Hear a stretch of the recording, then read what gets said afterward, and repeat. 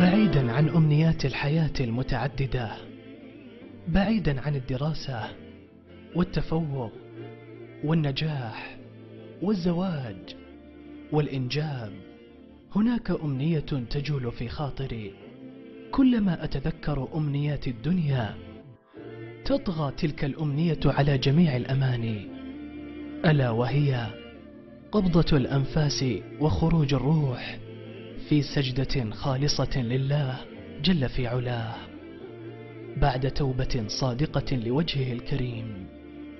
يا الله، يا تلك الأمنية، كم تتكرر علي باليوم والليلة 100 مرة. فقد اشتقت لوجه الإله، واشتقت لرؤية الحبيب المصطفى. أشتهي عيش حياة البرزخ في نعيم الإله.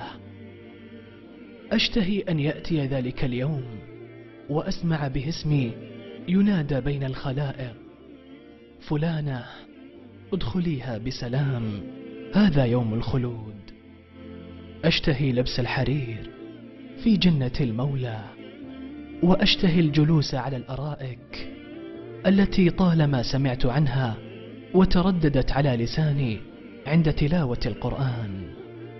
أشتهي أن يقال عني: أنت أجمل من الحور العين، أنت العابدة القانتة القائمة، أنت المخلصة لله في العبادة، أنت أجمل من الحور العين. أشتهي رؤية خديجتنا وعائشة ومن أحبت أباها حبا مخلصا. أشتهي رؤية من افتدت أباها بنفسها، فاطمة، ولله درها. أشتهي أن أبدل بدار خير من داري وأهل خير من أهلي. اللهم إن لي صحبة خير في الدنيا، اجعلني يا الله وإياهم ممن يمسكون أيدي بعضهم ويدخلون من حيث يشاءون. رب ارزقني الجنة، رب ارزقني الجنة، رب ارزقني الجنة، رب بلغني إياها أنا وأحبتي.